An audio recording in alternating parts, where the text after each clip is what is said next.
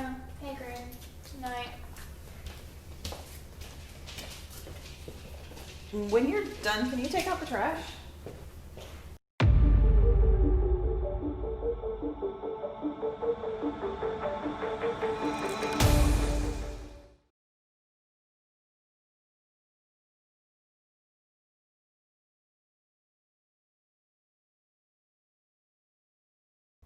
Welcome to the Halloween edition of Never a Dull Moment.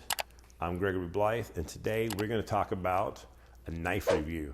And we're going to be comparing the tools of the trade for two very famous people, Jason from Friday the 13th and Michael Myers from Halloween. All right, so they both had different choices when it comes to their instruments.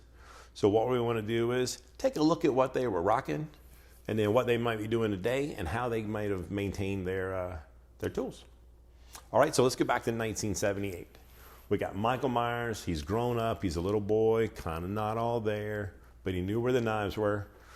And he went in and he's rocking a 210 millimeter Western style American steel wooden handle.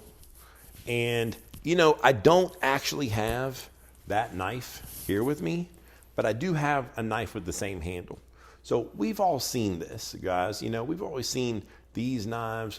Grandma had it, great-grandma had it, our parents might have had it. You know, I mean, these things last. I mean, I don't even understand. You know, we get all these newfangled like materials and stuff. Stood the test of time. All right. So, but he had a 210 millimeter. I mean, that's like your average chef knife. You know, we all know it's good. It's an urban situation, close quarter.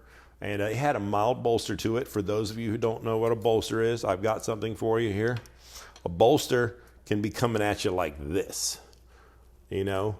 And this one's kind of a big. This one's like a very prominent bolster, okay. But 210 millimeter, big bolster, can protect his hand, you know, so he doesn't cut himself. But anyway, so in 1981, he decided to switch it up. He introduced the serrated edge. Now, not particularly my choice. I mean, you're slicing and dicing. You don't really want to be like getting the teeth caught, you know, but they stay sharp very long time. You know, I don't see being an advantage. It did have an ergonomic handle. Tried to switch it up there. But we see that in 1988, 7 years later, no, he went back. He went back to the 210 millimeter Western handle. It's got the rivets in the side, the rivets in the side, you know, to kind of hold it together. And in 1988, one of the rivets was actually like a spade, you know, like from playing poker. And it had a little Vegas kind of tackiness to it and everything. So anyway, 1 year later, in 89, he was out. And he decided that the spade's got to go. But my man decided he upsized it. He went to 240 millimeter.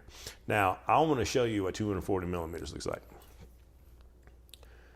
This is a Masamoto KS. So this is a 240 millimeter. Look at the size of my head. This is a big knife. So he was rocking a 240 millimeter. The bolster was pretty small on it, so it was there. This one has no bolster. You can kind of see. But he had a Western handle, not the Japanese handle, and everything. So from 89 to 1995, okay, he went a little shorter. He went a whole nother route. He went like, kind of like a Santoku size. He went about 180 to 195 millimeter. This is, you know, this gives you a little room to kind of like pivot. You know, you're a little bit closer. You don't have to worry about maybe jabbing yourself in the face. But in this one in particular, he had a shinogi line. We hadn't even seen that before. The edge was very prominent. It was a good look, but, you know, right out of that, boom, we went a whole nother way. So 3 years later, I mean, he went 270. 270. Do you even know how big 270? Okay, this is 240. This is 270. Okay, so there's a difference. This is a big knife. Okay, that's a lot of knife. I mean, it's not quite a sword. 270 is like a lot. This is the Kato, Sujihiki. This is for slicing and dicing. This would be like the modern day component of that. 270. He had a huge bolster on it though, huge. He had something like this, 270. Fingers were protected. You know, he was thinking about himself. But what I don't like is you're running. Right. It's, you know, it's not good. So 2002, we went way back, right to where we, you know, he went old school again. He just kept coming home and everything. He kept the knife big. And by kept the knife big, he kept the weight on the front end. You know, like a little bit of some density kind of leading, kind of helps when you're doing that to have some mass pushing forward and everything, so you don't have to do all the work. Now, up to this point, let's talk about the metal real quick. Up to this point, my man's been working with either 420 or 440 steel. Now, we can only speculate that since the 1935, I believe it was, they realized that if you add about 13% chromium, I think it's like 12.8 to 13% chromium, you can make stainless steel. And obviously, there's a lot of wet work involved. Corrosion could be an issue. So they eliminated that, you know, with the heat, got the stainless steel. I don't think carbon steel was kind of happening. Would have been sharper. But, you know, he was working with bone. I mean, chipping is an issue. So with the stainless steel, he's going to have some toughness. Just not worry about corrosion and oxidation. And I'm sure he wasn't going to get around to cleaning, you know. So that was actually good thinking on his part. He was a little bit ahead of his time. And then, but he switched it up. He went right to the Bowie knife. And the Bowie knife, we're going to see later when we start talking about Jason, the Bowie knife was made of a different material. Bowie knives, I mean, they could be made with 420. They could be made with 440. But typically, they're going to be made with like the C10 series. And the C10 series, it was like prominent Bowie knives, but it was also prominent in like machetes.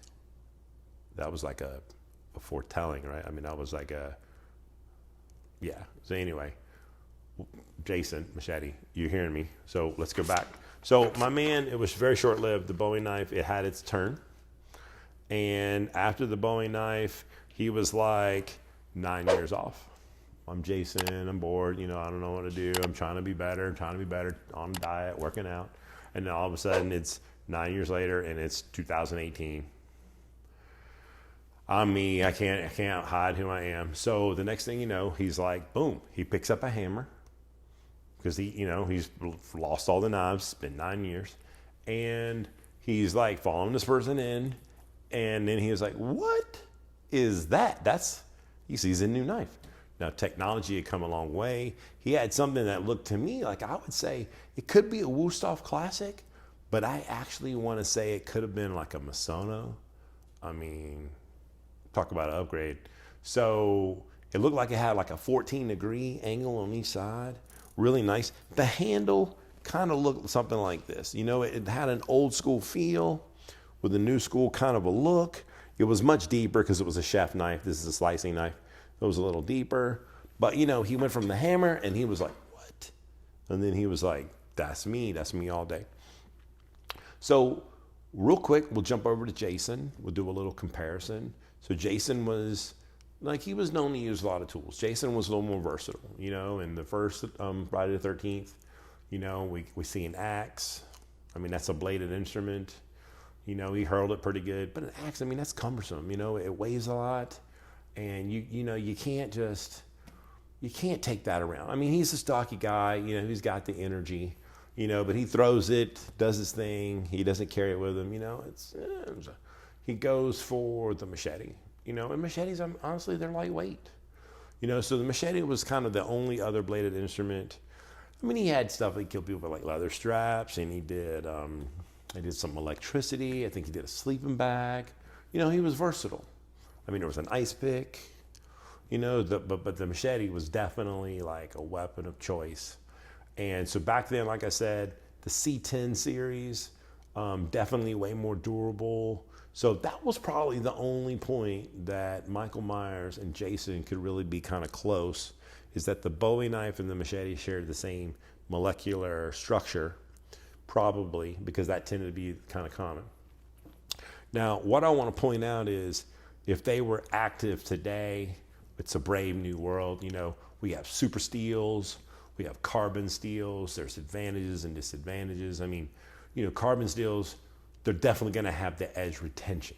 And so when you're going like 20 something years on a killing spree, probably not sharpening a lot, edge retention is going to be good. It's going to be a little thinner though. So I'm worried about chipping on the bone. You know, you got to give up something to get at something and everything. If you go with the super steels, I think that's, you know, it's got a toughness. It's got a durability in the outdoors. I mean, if you think about like Jason was like outdoors a lot. That's why I had the machete. You know, the machete had like swinging room, everything. So let's look at a couple options today. Like if you were getting a machete today, I think this could have easily been your choice. It's available at every, you know, like hardware store, you know, like construction. It's got the saw blade on the back. I mean, we know sometimes that can be useful. It's got like a ninja quality because it's black, less reflective, so people can't see it coming. You know, there's no moonlight shining off of it. It's got a good like hand protector, and he could even put his hand inside the string, so when he's swinging it, he doesn't lose the machete. I mean, that would be optimal. If you wanted to go with something a little bit more, now you could pick a unicorn. You could pick some nice stuff. You have the Masamoto. I mean, problems that I foresee is the thinness. You know, it's really gonna be lightweight, sliced. This one's clad. You know, it's got just the carbon on the edge. You know, other than hitting bone, I mean, I've had this one for a long time. It's working great. But if you're doing, this could be a choice. 240. This is a 240. I think 270. When he got to this 270, he didn't realize like, that's long. We're building houses a little bigger now. The hallways are a little bigger. The ceilings are a little bigger, like 10 feet. So if you were like really swinging, 270 might be a thing. 240 though, I think that's a good size, you know, because it gives you a little bit more reach, a little more distance, a little more reach. 210 is the average. So if you go into a home and you have to pick up one on the fly because you lost one in the woods, 210 is probably going to be going on. I think 180 is just too close. I think it lets them get a little too close to you. So that would not be my choice. But honestly, let's go back to like the one tool that we haven't talked about that's actually made for this purpose. So this is a Sujihiki. So this is literally the best of all worlds. This is the number one pick that I have to replace all the tools. So what do we have, folks? This is R2 powdered steel. This is stainless. This is hard. This is going to be corrosion and rust resistant.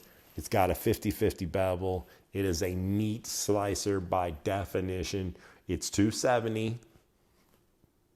Not necessarily optimal. They do make it in a 240. Something to think about. And but the stainless option is nice if you're not going to be cleaning off. You don't have to worry about the corrosion. Super hard, so you're going to get edge retention. So there's going to be less chipping a little bit. I mean, this one's really hard, but I think you're going to get less chipping and everything. And this is like, it's kind of like an ice pick and everything. So I think this is like the winner. This would be the modern day substitute. Now, just as a quick note, I do want to make it a point to talk about sharpening. Both of my men would have had the options to sharpen. I mean, back then, a 420 and 440 steel. I'm gonna bring the 400 with me. I mean, it's getting beat up. You could take the 220 grit stone with you. You know, obviously a honing rod and stuff's not gonna really work. You're not worried about rolling the edge, a leather strop. I mean, you're like banging into some stuff hard. I mean, between hitting construction and then, you know, bone, possibly like wood post and having to pull it out, you know, you really need to bring it back quick. 220 is going to put a wicked edge, a little bit of some saw teeth could be handy. So the 220, if he had like two pockets, you know, if he was working, maybe the 1000. Now, here's the thing. How often is he going to have to sharpen these knives? I mean, are you just doing it? Are you going to have to sharpen it every night? I mean, if you're getting like 10 kills in a night, I don't know. I mean, definitely, I think you're going to have to like wake up the next day and like, you know, rehome the tools and everything. So anyway, the machete, I'm not a really big fan of the stones. It's such a big instrument. I mean, come on, man. A machete, a stone on this, that's like a lot of work. The problem is if you go belt sander, everyone's gonna know where you are. They're gonna hear you. They're gonna be able to hunt you down. It's not like really good. I mean, a Tormek, how nice would that be? Like razor edge and everything like that. But again, probably gonna hear the grind. But if you had the money, you could probably do it pretty quick. Get the Tormek, get the 8, sweet. But anyway, so this was kind of like the closest knife that I have to his standard. You know, this is a 240, you know, it's between a 210, 240. It might even be 225. Let's take a look. That's a 240.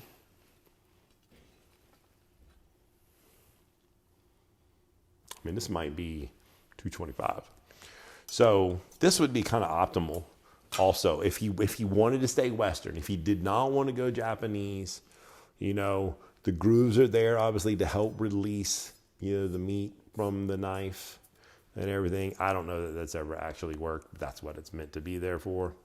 It's got a bolster for some hand protection. He definitely was a fan of more of the Western style. It's a good size. It's good urban. You know, you could definitely go with like a Sabatier. You could say Wusthof Classic. You could even do like a Henckel. You know, I could even go so far out as to say if you want to like floss, and if you're out there and you really want to have some shine while you're doing this, you could pick up a Kramer. You know, he did some in like regular stainless. You know, don't go carbon because of the rust, and rust is gonna eat it up. But maybe just pick up a stainless. It's got a big handle. You know, it's kind of nice. Sometimes you get them on sale. Always useful. It's a good name. So when people see your name, is that a Kramer? You're like, that's the Kramer. Same thing with Masamoto. Is that a Masamoto? That's a Masamoto. So anyway, I'm rambling on. I think we covered it all tonight. I just want to say happy Halloween to you. Guys, please remember this entire video was made for your enjoyment. It was made to entertain you. Please, at no point do I need you to believe in any seriousness that I was recommending that you do any harm to yourself or to another person. We all love our instruments. We need to take care of them. I am here to help you know a little bit more about the instruments so we can all grow together as a community. Thank you so much for tuning into the channel. I had a lot of fun making this video tonight. I hope you had fun watching it. If you find any value in this video and you're entertained and you want to come back, please hit the subscribe button and like this video so we can know that maybe we should be doing this type of thing again. I'm wishing you never a dull moment. Thank you so much.